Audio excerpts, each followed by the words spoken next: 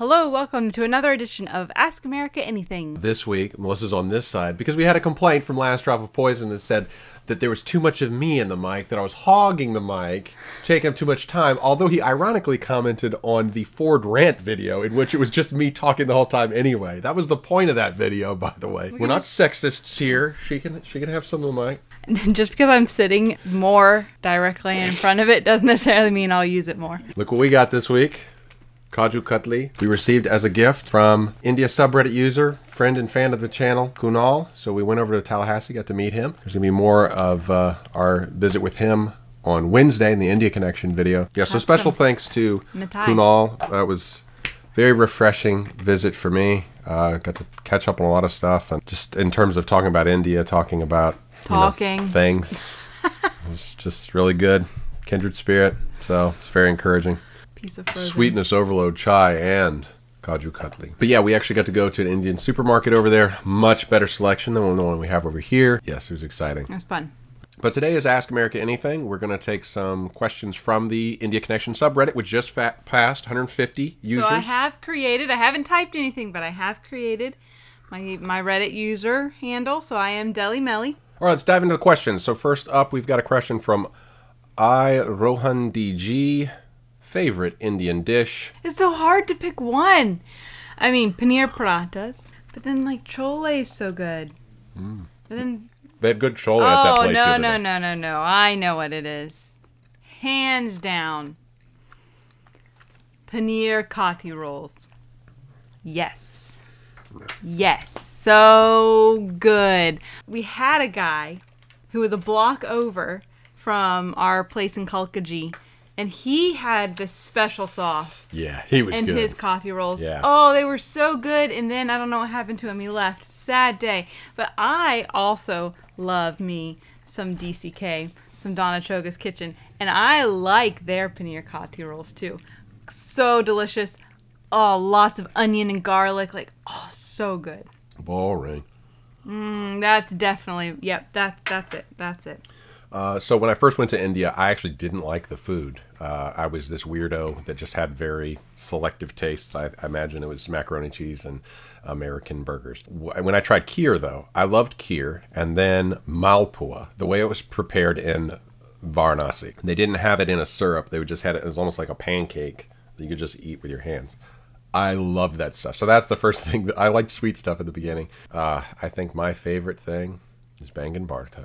Oh, he loves it because he loves that smokiness. Because you go ahead and roast that eggplant. Yeah, to me that's the best. Like that is just a taste of what veg food can be like. Because as someone who has been a meat eater most of my life, I think that like evokes the feeling of meat or the smell of meat without being meat. You know, it's like Anthony Bourdain said, only India can cook good vegetarian. It's like, it's just India. It's like the only place that he could ever think about being vegetarian as a non-veg. And so, yeah, India, you still can do it. You can convert the world, maybe not all of the world, but more of the world to vegetarianism. Bangan Bharta, baby. It's good stuff. S.R. Tull asked for us to collaborate with Movie Community College. Movie Community College has 59,000 subs. They were thinking about going to India. They do reactions. I don't know, maybe one day. I think we're kind of in a thing now that, here's what happened. When I watched my video responses from last week in the India Connection one, you know, even when we're watching Veer Das, I hated watching myself react. Like, I do not find it entertaining. We're going to do more of our responses to these things and carry on conversations in the subreddit. We really feel like our purpose here is to carry on broader conversation, and we just don't want to see ourselves on screen looking and go, you know. Well, I think in the future there would be opportunities for us to collaborate with these reactors who are interested in India if they want to have like broader conversations on a certain topic. You know, maybe we can be like a facilitator for those conversations. I know they have some people that they're already in contact with in India, Indians in India. But, you know, maybe we can come in to have conversations. That kind of stuff I'd be cool with. But the reacting more thing... More like mentors. Oh, India mentors. I'm thinking more like facilitators. Facilitators. Yeah, mentors is a little bit... I know, that's a little bit like... Yeah, we're white people. We're going to tell you about India. I think more like facilitators, like, you know, not middlemen, but to help connect them with people that are really good communicators. Someone even asked, you know, how some of our friends from India are doing, and And, it's been a while since we've gotten in touch with him. I'd love to use this, especially the India connection, as a vehicle to get some of those conversations going again with people like, Noble Luke, Abhiraj, Vipul, Vinay, Vijay. I mean, there's just so many that have been influential in my life and have taught me so much about India.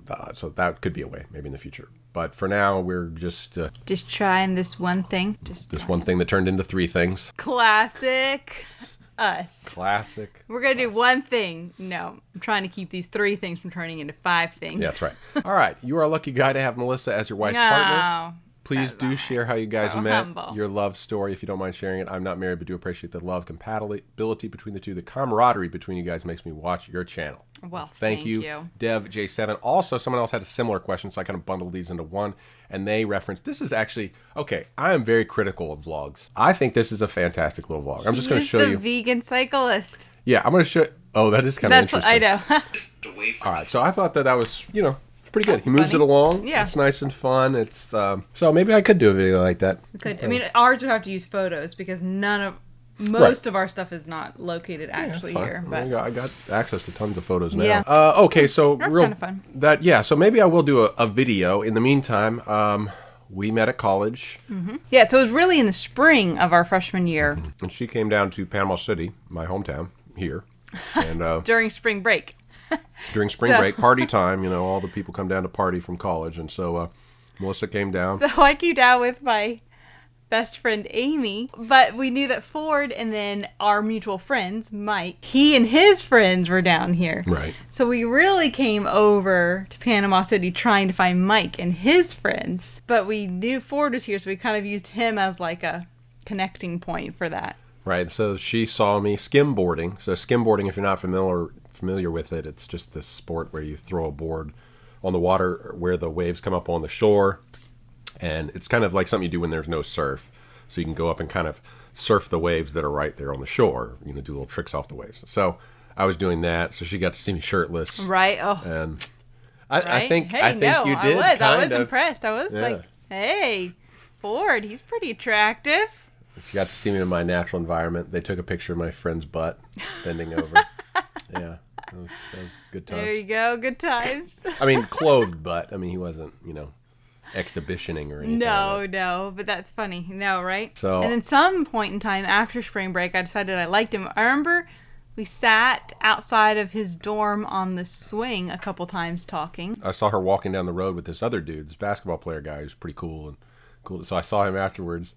And I was like, hey, saw you walking with Melissa Phillips. And he just made this face, and it was real weird. He was like, nah, you don't know. Well, it turns out they were talking about me. Oh, haha, that's hilarious. So, yeah. That is hilarious, yeah. So, yeah, the first time that the female actually liked me before I liked her. He liked a different girl. He liked a different girl at that time. Pretty much told me straight up, I don't like you, I like this other girl. So then that summer, that's when I started liking you. Well, yeah. It was right about that time we started. It was AOL Instant Messenger days. Oh, man. Speaking. AOL Instant Messenger. Those were like, it was huge. Our freshman year of college. SMSs before Instant SMSs Messenger happened. Oh, man. So fun to talk about old technology. Back when I was in university, we had AOL Instant Messenger. We started dating junior year. Then that junior year, after junior year of university, is when he went and did his first trip to India. So the first half of senior year, I was still on campus. After the new year, I did my student teaching in Budapest, Hungary. So I was gone for 2 months. And I remember the friend that I hung out with in Texas all that summer, he was like, oh, there's no way he's going to propose to you. He's going to propose to you. There's no way he'll let you go overseas without proposing to you. I was like, there's no way that's going to happen. And he didn't. I strung her along because I was trying to make it a surprise. Made it sound like we weren't going to get engaged for another 2 years. No, I already had plans. Like, I was going to live with my sister. I was going to get a teaching job in Montgomery, Alabama. I was like, oh my gosh, it's going to take forever for this boy to commit and propose to me. So I was planning. So her friend actually helped me pick out a ring for her while she was over in Hungary. Yeah. And when she came back, we had this elaborate thing planned. And other people helped me plan this and involved a park, and I actually have video of it somewhere. Maybe I'll even break it out, yeah. for this other video that I'll make. But yes, I think it was a pretty dang good proposal. It was. He totally it had me worked. fooled. Totally had me fooled. Actually worked. I am a detail person. I'm a process person. I can sniff things out. Yeah. I can just tell. And I didn't pick up on it at all. You totally got me. Yeah, totally surprised We got me. the moment on video. It's so far away you can't hear what we're saying, but yeah, that's right. So then we got engaged end of senior year, and then we graduated from college, and then we got married in August. So that's the short version. It's yeah, longer. It's the short version. And our video is now going to be longer than 10 minutes because of that. But all right, states and cities visited in America. I thought this was a fun little question here. Please tell us what states and city of America you have been to and like the most. Also, please recommend which of the places in America should a first-time tourist must go to. Sahil, 1487. Okay, now I grew up on the East Coast. Oh, don't listen to him. Of course, I mean, I know, like, that's gonna be, So I grew up in Delaware, and I was 2 hours outside of D.C., so I love the East Coast. I mean, of course, D.C., the capital, Washington, DC's D.C. a cesspool. Well, anyway. It's a virus. It's a parasite. So, I do love that part of the country, Chesapeake Bay area. But I don't know if, I would not necessarily recommend that for a first-time tourist. But I love these. I think one thing that we can agree on, though, is Disney World is not the first place you should go when you come to America. For one thing, it's ridiculously expensive, and it's dumb. I've actually never been to Disney World. Oh, well, there you go. I have never been to Disney World. Give her a hand. Because it's a waste of money. Well, yeah, I mean, that's not really seeing America. That's a whole thing in and of itself. The West is beautiful. His parents lived in Big Bend area of Southwest Texas, and that was gorgeous. If you're going to go to Texas, loved it. It was beautiful. Just skip the whole top 3/4 quadrant and just go to the bottom left. But from I mean, San now Antonio that's going to be like El Paso. hiking. It is. I mean, it's like being in a Western. Like, oh my goodness, I'm gonna watch and like cowboys and Indians are gonna ride over the top of this plateau. It's beautiful. Love it. Lots of wildlife, scary wildlife, and lots of hiking. So that's one of my favorite places to recommend. Southern California. I've never been. Okay, yeah, Southern California. We went and visited his family lives there, and I was like, this is why people live here. This is why people live here. It was gorgeous. It was just Now, I mean, our beaches here we have better beaches. Prettier. If you want to go to the beach, but they have better surf on the West Coast. Come here. Just come to Panama City. If you want to go, no, for real, in all of the United States. Yes, if you want to travel to the United States for beaches, you need to come to the Gulf Coast. Better than even Hawaii. Now, our water is not better than Hawaii. No. Our waves are not better than Hawaii. The views are not better. No. Hawaii is better of all of those things. But our sand is beautiful.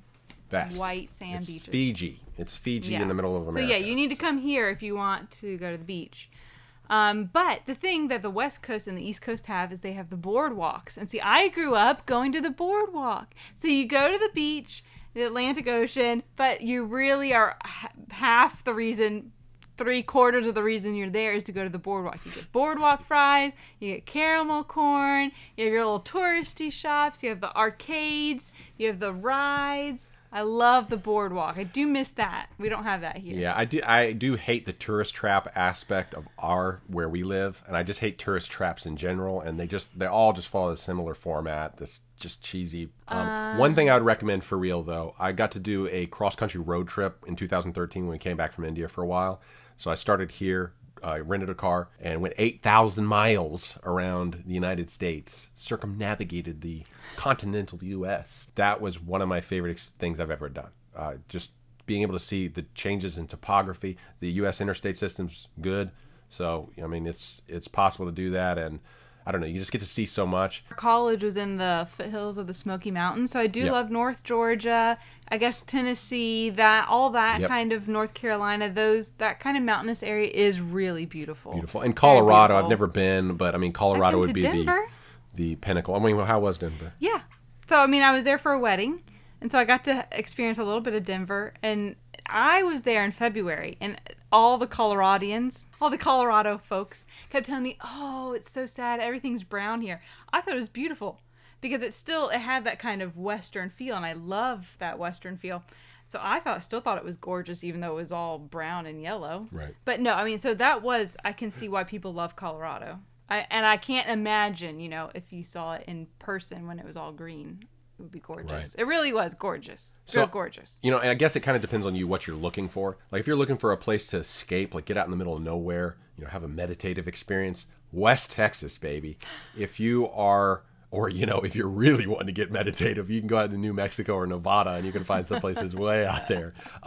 Man, but north of there on my road trip, there are places in Idaho, Montana. Oh, just great. Pacific Northwest. Northern California, Oregon, Washington, beautiful. So those are places that are just, really nice for meditative, getting out and away from it all. If you're looking for beaches, I'd say us. Yeah. If you're looking for surf, I would say California, hands down. You go to California, you go to Hawaii. If you're looking for true beauty, you go to Hawaii. Like Hawaii is just one of the, it's freaking Jurassic Park in the real world, So what should we recommend for a first-time tourist? A first-time tourist, just don't go to Disney, man. Come, I don't know. Like, we love Atlanta. Atlanta's good. Yeah, I don't know for a tourist though. I know. I was like, oh, this is hard thinking about it in this mindset. I feel like you have to go to Southern California because you're going to get everything. You're going to get the changes in topography. You're going to get the. It's going to be more expensive. I mean, that's the bad thing. If you do want to go to Disney, they have Disneyland, so you can at least do that. But you actually get some, hills, some topography, some deserts. You can have the ocean. You can see the desert. You can see the mountains. You can go a little bit north. You can see some mountains. California has about everything all in one place. So then you can kind of get a... It's a much more compressed experience of America. Yeah. There's a lot of political differences from East and West, but I mean, I found the people to be very inviting and engaging. It is packed, though. Traffic is bad in comparison to Delhi, I guess. It's a different kind of bad. It's a different kind of traffic. Yeah, so maybe that would be the best for a first-time tourist. Expensive, though. If not, then come see us. Come to Florida. Great beaches. You'll get to see the beaches. That's about it. So then you can throw no topography. Then you can throw Disney World in with it. Just don't tell him. Geez. But if you're going to, and city-wise, we also have Miami. Further down away from Disney World on the East Coast down there. And Miami is a very cultural city, multicultural. I mean, you've got a Haitian population, you've got a Cuban population, you've got just a lot of Latin American influence. Food, a lot more food. It's a vibrant place. Pretty cool. I like it a lot. Tampa's got some stuff going on. There's an Indian community there from what we hear. Yeah. So that's pretty cool. Go to California or Florida. You can see the Everglades if you want. Yeah, Everglades in Florida. There you go. If you want some swamps and some alligators, gators. So that's a good first-time experience. That sounds terrifying to me. I've never been to the Everglades either. Oh, yeah. I've driven through. It's kind of interesting to see, I guess. He's such a... Don't even listen to him. America's not hiring him for PR anytime soon. Washington is a sewer, and the Everglades is boring. If you want to follow up on this question, anybody else wants to add their opinions, if you've been to the U.S. Please do. And if you say that you love Disney World, that's fine. That's fine. If you love Disney World, go for it. Most of our friends like it. We're just in the minority, but we're just like... We're the weirdos. We're the weirdos. I mean, I would go to the Wizarding World of Harry Potter if I could afford it. Yeah. I ain't gonna lie. Yeah, I would definitely love to go to the Wizarding World of Harry Potter. But yeah, if you want to add to this conversation, if there's places, specific things you're looking for, you could let us know in the subreddit States and Cities Visited America, or start a new one. If there's specific things you're looking for when you come to America, let us know. All right, man. RIP 10 minutes. I said it was going to be 10 minutes. Now we're at 22 minimum at this point.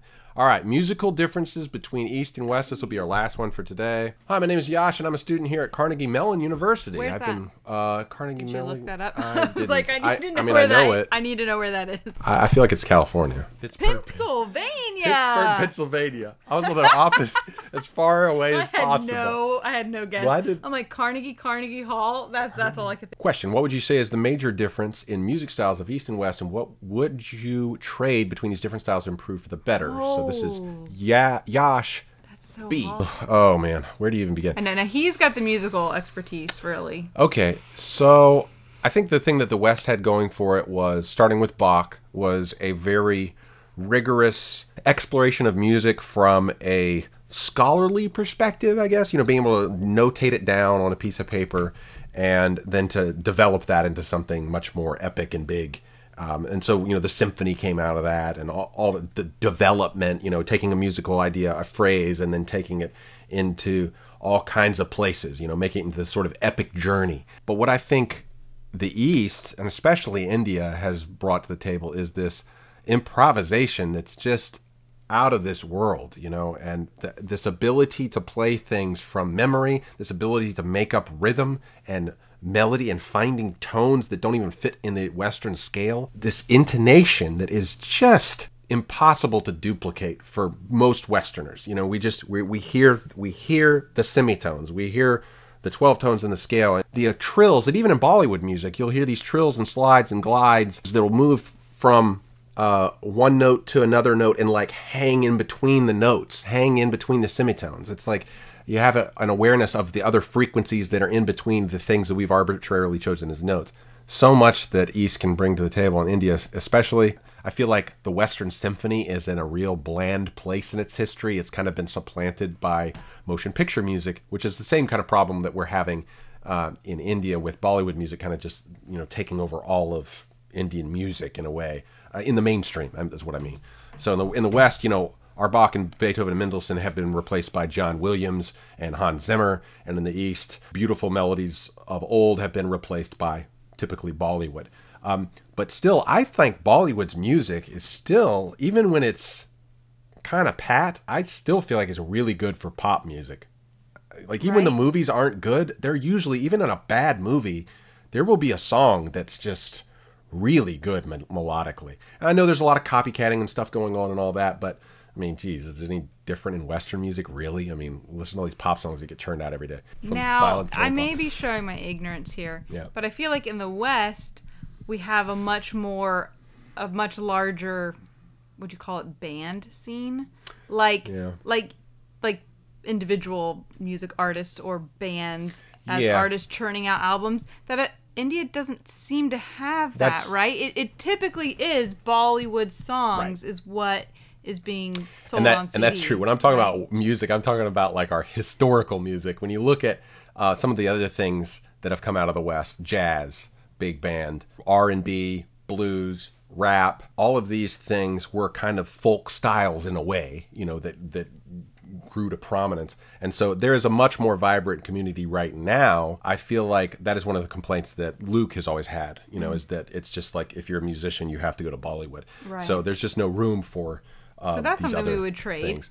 Like, it would be great to see more of that. More, individual artists and bands instead of Bollywood music. And that's one of the reasons like Chris Ashok is so great, because he finds these ways to kind of merge these styles. He takes very, that real strength to Indian music, where it's very rhythmic and improvisational, and has these very interesting, this raga infused sort of scale structures that are just so different from the West. But then he kind of incorporates it into a Western melody, and that just makes it for some interesting. He should be the one answering this question. It'd be genius. You would love to know his opinion on this question. That would be cool, because he merges East and Western music so beautifully. I mean, that one from... We're such fanboys. Yeah, that one from the Arnab Goswami is just, too good. And, of course, there's always Europe in the middle there. They're always churning out something interesting and giving just a different... I mean, you look at what British pop and British rock bands have done. I mean, just such a small place, but you look at the monumental cultural influence they've had over the last 70 years, from the Beatles to the Animals to Radiohead. I'm a big Radiohead fanboy. So they managed to take American rock and then kind of mold it into something much more, I mean, I don't want to say meaningful, because there's a lot of meaningful rock in America too, but they just, I don't know, there's something really artful about a lot of it, and has just a different perspective. And that's the great part of cross-cultural communication. I mean, you take one style, or we want cultural appropriation, to be honest. Like, I want Britain to take American rock and make it into something different. I want to see what India will do with Bach. That would be awesome. Those kind of cross-pollinations, when you have someone who is familiar with one style, and then they take, something from someone else's style, and then they make something new. It's exciting stuff. And then with technology, who knows? The sky's the limit. So any thoughts on that y'all want to add, please feel free to add your voice to the India Connection subreddit. If you've got any more questions, do let us know in the India Connection subreddit. And we will be trying to respond more dutifully now that we've both got Reddit on our phones and ready to go. See, now it looks like I've edged you out. Now you're like in this tiny little corner over here. No matter what we do, I end up dominating the thing. I just push you into the corner. Sorry, last drop of poison. All right, Wednesday, we'll have a little bit of vlog footage from our India Connection, our first real-life India Connection in person, in the flesh, in Tallahassee with our new friend Kunal. And then we'll have some other questions for you and thoughts. And oh, that was one thing I did want to mention. We had this great video response from Hemant Pundit, so we'll be watching that on Wednesday. That's one we'll definitely watch and kind of give a reaction to, or response to, conversation about. This was just really fascinating, some things he was saying about the history of Hindu belief and Indian philosophy, the difference between Eastern philosophy and Western philosophy. Really thought-provoking to me, my kind of stuff. So we'll talk a little bit more about that. Would love to have video responses. I'd love to have your videos. I'd love to respond to your videos, not some other person that I don't really know. Questions that are a little too long to be handled in a Reddit post.